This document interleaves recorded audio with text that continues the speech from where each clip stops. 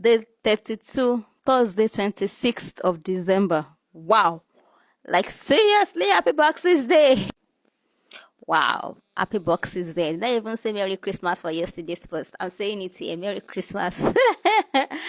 Yeah, what are we talking about today for 40 lessons in 4 decades? We have, today I'm talking about line upon line, precepts upon precepts. In those days during Christmas season, you say 26th of December is always for opening of boxes of gifts. So they call it Boxes Day, but we normally call it Boxing Day. Like, boo, boo, boo, boo, boo. So it just dawned on me, not quite lucky, after my daddy passed. And shortly after then, one of the pastors I used to respect, like I told you, I'm a questionnaire, I ask questions a lot. And I noticed that there is never an end to anything I need to ask. There's always something to ask. And I realized that I'm always asking in parts, asking scatteredly. And during that season when my father passed, another pastor that I respect, that I used to ask questions, and he has never failed to give me a befitting answer. Even though that might even give birth to another question. Actually lost his mother. And that season, it dawned on me that if I could really feel the way he feels, the same way I felt, and I'm still feeling when my daddy died, then I gave him grace. I did not, it was as if that just dawned on me, and I just stopped asking people, putting burden upon them to answer me. And it's in a way opened my eyes to see that I've been able to segregate or separate or categorize different pastors with their different abilities. Everyone have their strong points. Everyone fine. There will always be few that people will always like, that will be liked by everyone because they're versatile, they work on themselves, they're everywhere. But we should also respect those that also are major in one thing and they major it well.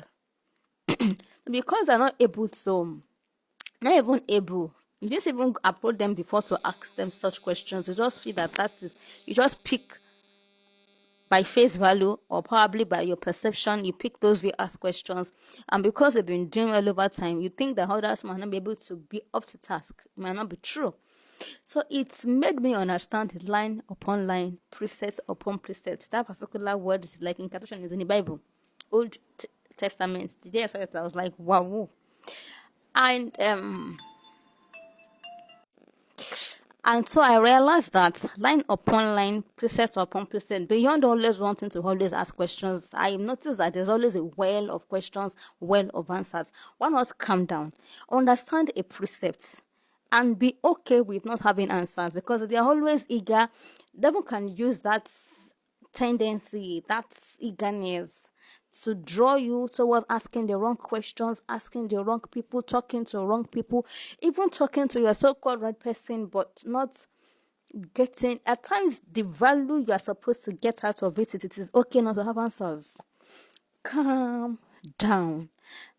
You don't even know what other people are passing through, and not because you just, and do you really respect this man of God because he's a man of God and you respect him as a man, as a father figure in the Christendom, or because he can only answer your questions? What if he does not have the likable abilities that is making him attractive? Would you still give him that respect? Why give some pastors, it might not be shown obvious, but really, how do you feel when you see Pastor A? How do you feel? Not necessarily Pastor, how do you feel when you see A, B, C, D? Fine, there will always be clicks, there will always be attractiveness in different frequencies and all that. But check it before you start analyzing someone. And when you start analyzing someone, it's just a slip line between putting them above God. Don't let God punish them because of your idolizing.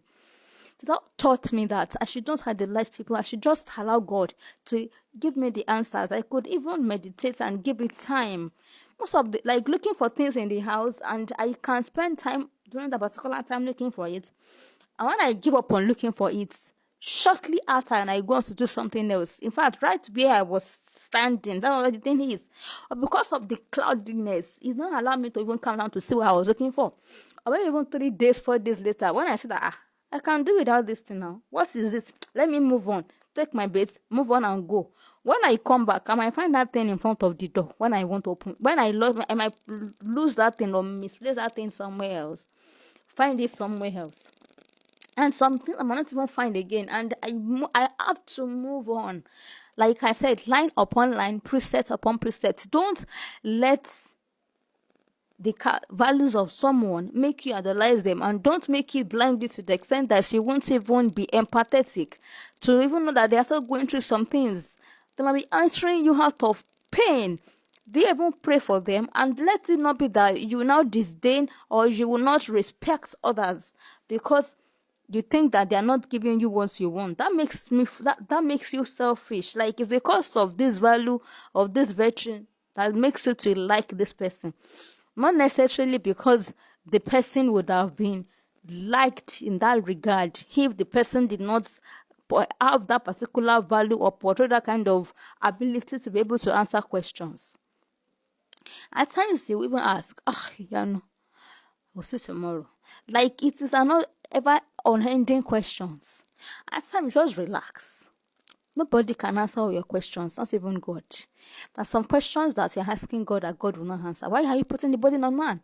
And it could even like I said, make you selfish, because really, after all that question, do you really care about them? Do you really care about them? Or just because that is all they have to offer? So it's a bit like a parasitic relationship. So I had to calm down and learn that. And I'm better off. In fact, whenever he sees me, say, "Ah, yeah, no questions." So no questions. I am okay. I am preparing to learn on the pace of God, even if it is no answer. Policies will start shifting. Questionings will start aligning.